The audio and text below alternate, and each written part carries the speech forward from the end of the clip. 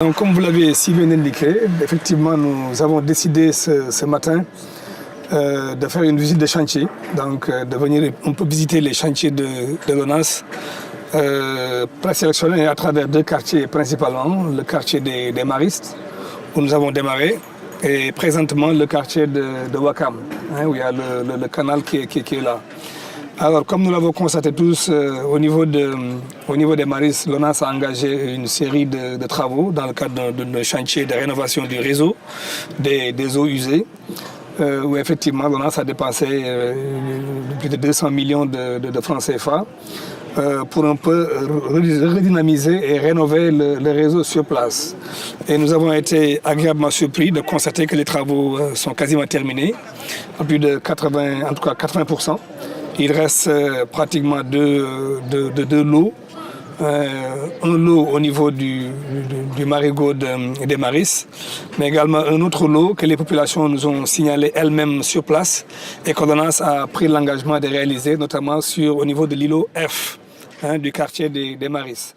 Et ces travaux seront terminés, Inch'Allah, d'ici quelques semaines.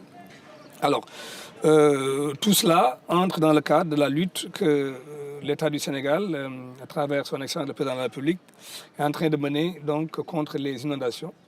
L'objectif étant de réduire au maximum donc, l'effet de ces inondations sur les populations. Le quartier des Maristes est un quartier difficile. Nous reconnaissons tous les nuisances que les populations connaissent. Nous l'avons constaté, nous l'avons vécu. Nous avons trouvé sur place effectivement des populations engagées qui ont même fait des propositions techniques à travers un plan de révision et de renouvellement du réseau. Et tout de suite, des instructions ont été données pour qu'une commission mixte paritaire soit mise en place entre ces populations-là qui ont quand même des compétences certaines et avérées, donc entre ces populations et l'ONAS, pour voir un peu ensemble comment réduire les effets des inondations au niveau des Maristes. Il convient de préciser qu'il ne sera pas possible aujourd'hui de régler totalement la question des inondations dans ces quartiers. Je pense qu'il faut considérer la vérité. Le discours doit être fondé sur la vérité. Parce que l'hivernage arrive dans 3-4 mois. Mais l'ONAS s'est inscrit dans une stratégie, encore dans une perspective d'anticipation très tôt, pour essayer de voir comment régler ces problèmes, en tout cas réduire les points bas et les points chauds qui naguère constituaient des difficultés donc, pour ces populations-là. Et maintenant, s'agissant de la prise en charge globale donc, de la question, vous le savez tous, son excellence le président de la République a décidé donc, de reconduire le plan décennal de lutte contre les inondations 2023-2033. Ça va être fait et il ne fait aucun doute donc, que tous ces aspects liés à de grands travaux seront nécessairement pris en charge dans ce plan-là. Mais nous, ONAS, nous nous sommes déjà engagés en urgence, effectivement, avant que ce plan ne soit mis en œuvre, en tout cas dans la période transitoire entre les deux plans, d'assister les populations à travers les moyens qui sont disponibles, de manière à réduire de façon drastique donc, l'effet des inondations. Ça, c'est pour le quartier des Maristes. Nous sommes ici au niveau de Ouakam, qui constitue également un point très sensible avec le canal qui longe donc, le quartier de Ouakam, qui quitte la Védène, en passant par Ouakam jusqu'aux Almadies et même jusqu'au village d'Angor. Donc c'est un canal qui est très long, qui fait combien de kilomètres? Qui fait à peu près 4 kilomètres. Et donc qui polarise beaucoup de quartiers et qui, comme nous le savons, en période d'hivernage, connaît une remontée d'eau et rend quasiment inaccessible ou impraticable donc, le quartier de Ouakam. Et cela n'est pas sans nuisance pour les populations riveraines qui nous ont saisis par des courriers officiels. Et donc nous sommes déplacés aujourd'hui pour voir avec ces populations-là quelles solutions nous pourrions produire. Et je dois dire à ce niveau que ce canal, effectivement, fait l'objet de beaucoup d'agressions. Agressions physiques, parce qu'à la base, c'est un canal qui est destiné aux eaux pluviales. Aujourd'hui, nous avons tous constaté des branchements clandestins qui se font.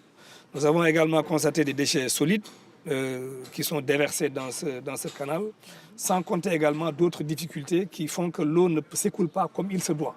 Et cela, naturellement, se traduit donc par des nuisances. Et aujourd'hui, la solution que nous avons trouvée d'ici à l'hivernage, c'est d'abord de procéder au curage total du canal, en tout cas sur la partie la plus agressée, et notamment la zone où on est aujourd'hui. Des instructions ont été données donc pour que l'ONAS rapidement commence le travail du curage et du nettoyage, pour ne pas dire le reprofilage de ce canal-là, de manière à permettre une circulation donc, fluide des eaux. Ça va se faire, c'est la première action que nous serons amenés à faire.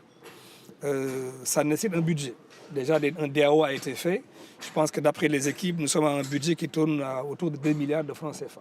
Hein, c'est quand même costaud.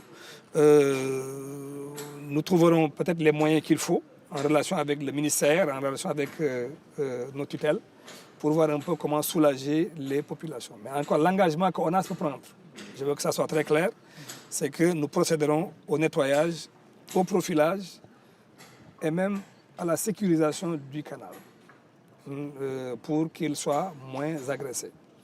Et enfin, je voudrais annoncer également aux populations que l'ONAS s'est engagé dans une perspective de recrutement de jeunes dans le cadre d'un projet qui s'appelle, disons, un projet de recrutement de volontaires de l'assainissement. Lesquels volontaires auront pour mission de nous aider dans le travail donc, du curage, donc, du nettoyage, mais surtout dans la sécurisation de notre réseau, lequel réseau est souvent agressé au lendemain des fêtes de Tabaski, au lendemain de certains événements, et même pendant l'hivernage. Donc nous allons recruter des jeunes, Inch'Allah, en relation avec la direction, avec le ministère de l'Emploi, hein, pour voir un peu comment ces jeunes pourraient nous aider à sécuriser notre réseau d'assainissement, mais également à nous aider également dans les actions, dans le travail qui est en train d'être mené. Au total, je pense que plus de près de 300 jeunes seront recrutés en relation avec le ministère de l'Emploi. Les discussions sont en cours et ça entre carrément dans le cadre de la politique du chef de l'État, effectivement, qui a donné une mission au ministère de la Jeunesse, hein, de recruter des jeunes dans des domaines assez précis. Mais ça, nous y reviendrons plus tard. Donc, au total, ce que je voudrais signaler à l'attention des populations, c'est que l'ONAS, ce n'est pas des paroles, l'ONAS s'engage aujourd'hui à vous aider à nettoyer, à reprofiler, à rendre ce canal véritablement fluide pour permettre au moins un drainage correct des eaux pendant l'hivernage. Pour le reste des actions, d'ici à l'hivernage, Inch'Allah, nous étudierons qu'est-ce qui pourrait être fait de façon beaucoup plus approfondie en relation avec les autres services qui sont impliqués au niveau de l'État.